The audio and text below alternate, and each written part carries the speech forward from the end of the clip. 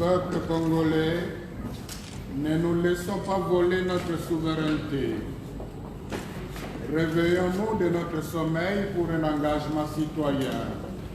Romains 13, 11. Message de la 57e Assemblée plénière des évêques membres de la Conférence épiscopale nationale du Congo, CENCO.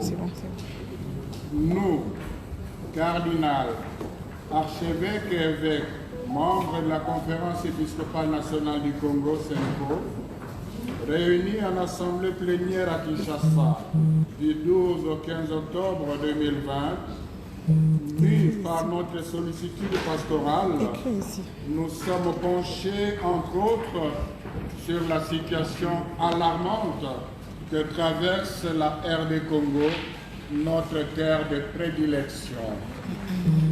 Avant toute chose, rendons grâce à Dieu qui a épargné notre pays de la catastrophe redoutée suite à la pandémie de la COVID-19 et nous implorons sa miséricorde pour ceux qui nous ont quittés.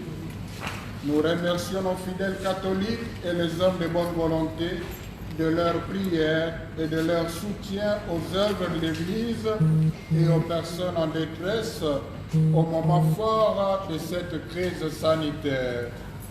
Cet élan de solidarité prouve à suffisance que le peuple congolais est capable de s'entraider et de se prendre en charge dans des situations difficiles. Toutefois, ne baissons pas la garde et continuons à respecter scrupuleusement les gestes barrières contre la pandémie. Un blocage. Nous attirons l'attention de notre peuple sur le blocage du fonctionnement des institutions étatiques. Malgré nos différents appels aux alliés de la coalition au pouvoir de cesser leurs querelles intestines et de se consacrer à travailler plutôt pour l'intérêt de la population, nous sommes profondément peinés de constater que les acteurs politiques accusent une indifférence révoltante pendant que le pays est au bord de la faillite. Il se trouve dans l'impasse à cause de la crise politique croissante et de ses conséquences. La paralysie de la coalition affecte et infecte tous les secteurs de la vie nationale. Au moment où les Congolais et les Congolaises croupissent dans une misère indestructible aggravée par la COVID-19, les alliés au pouvoir consacrent leurs énergies au calcul de positionnement par rapport aux élections de 2023 en vue de conserver ou de reconquérir le pouvoir. L'obsession du pouvoir pour le pouvoir porte à confisquer la souveraineté du peuple congolais. Autrement, comment expliquer tant de manigances pour le contrôle de la CENI et l'absence du consensus autour des réformes électorales qui présagent un glissement de plus?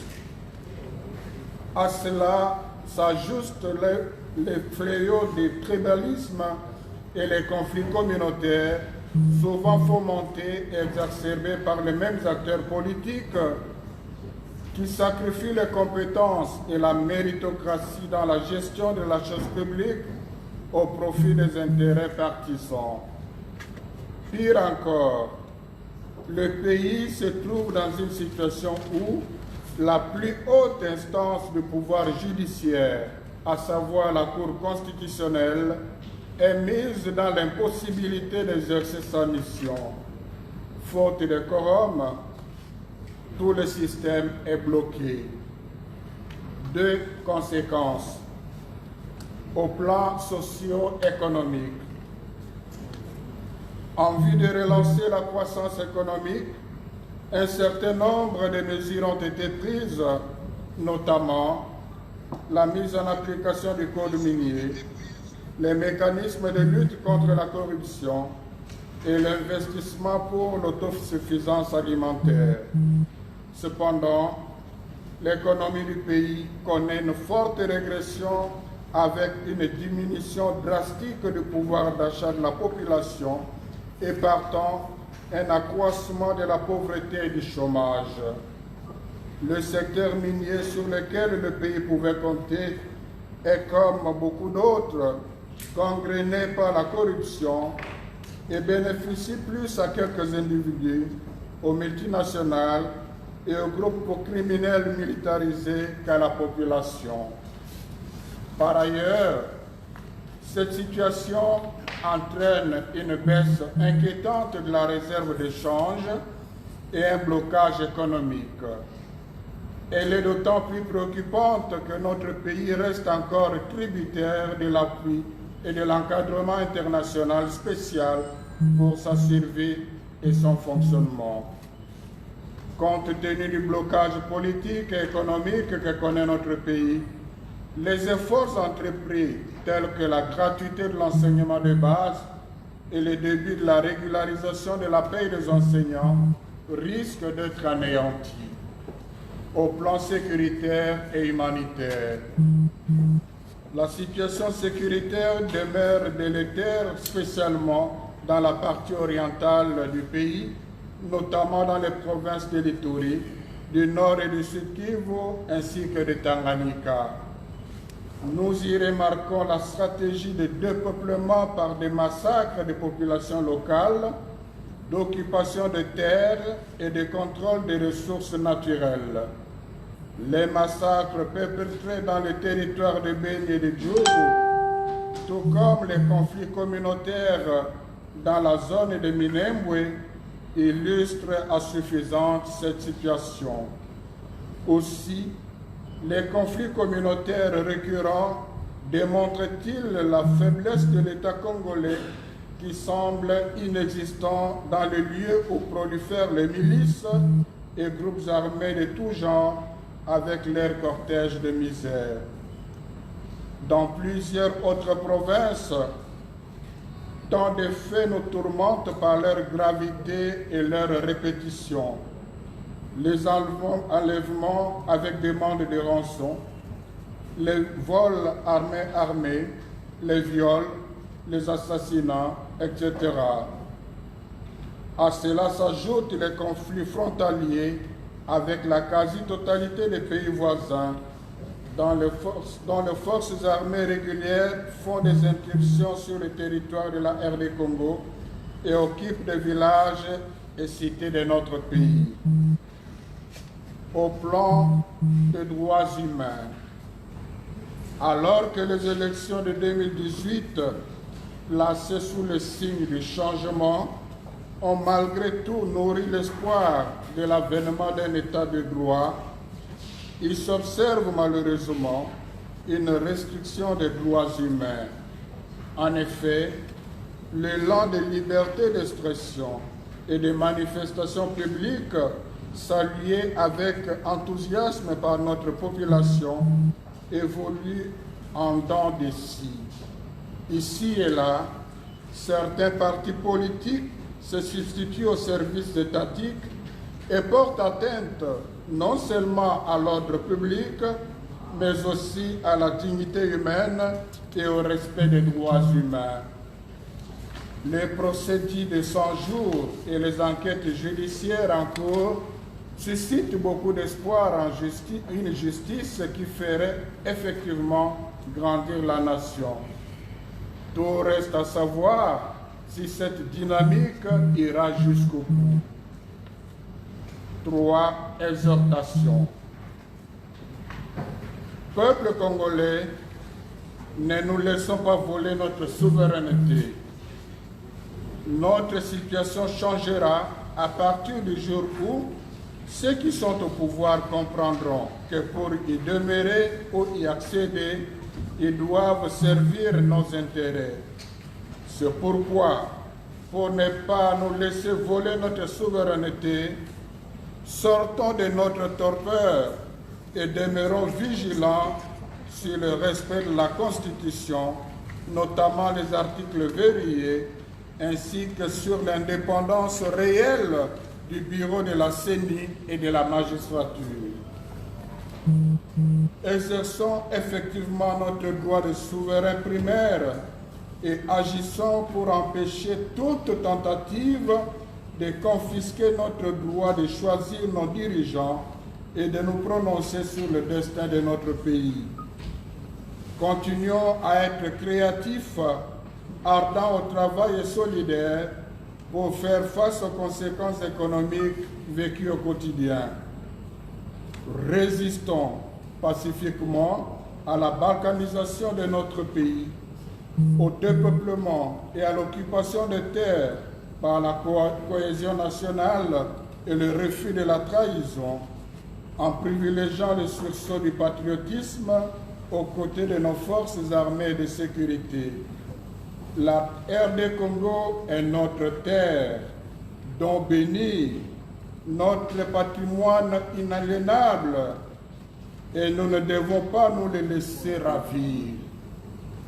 Exigeons de notre gouvernement de faire une demande formelle d'institution d'un tribunal pénal spécial pour la RD Congo afin d'engager des poursuites contre les présumés responsables internes et externes des milliers de morts et de victimes de violations massives des droits humains évoqués dans le rapport Mapping de 2010.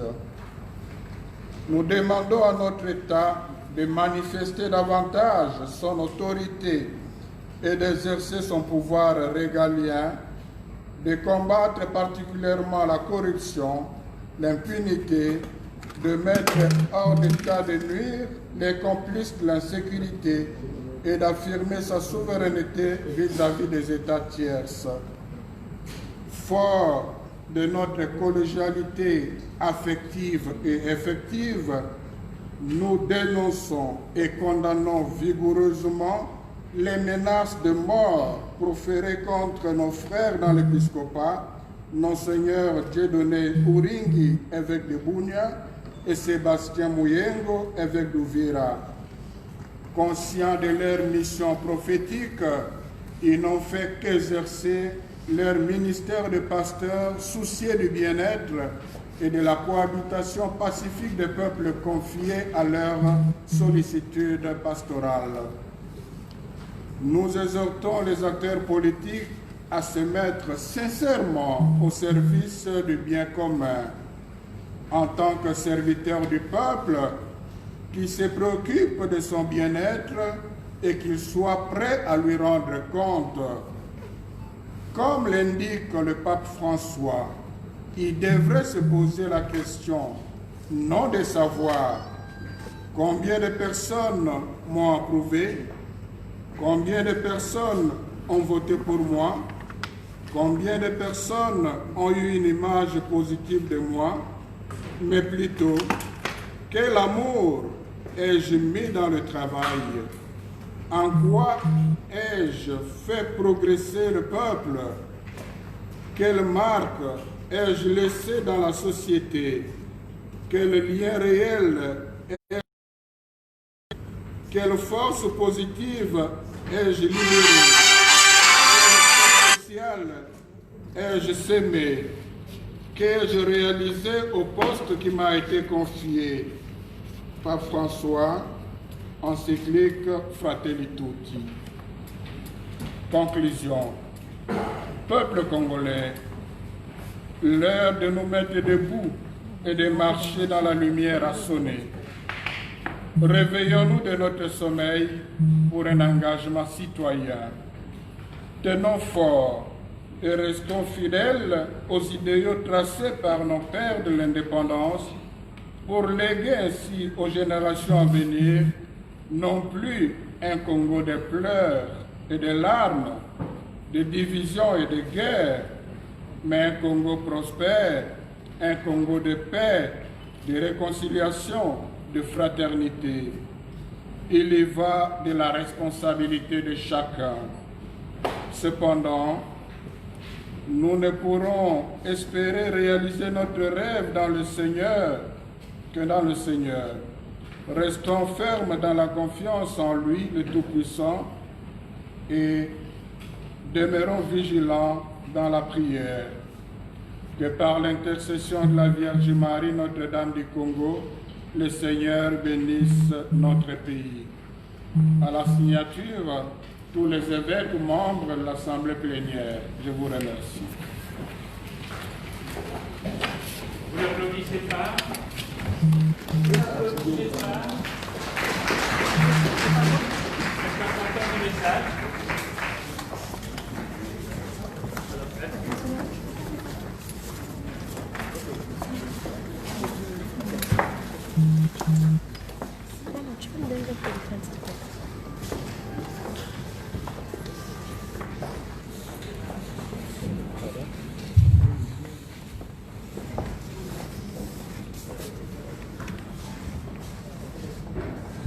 Voilà, chers frères et sœurs, nous venons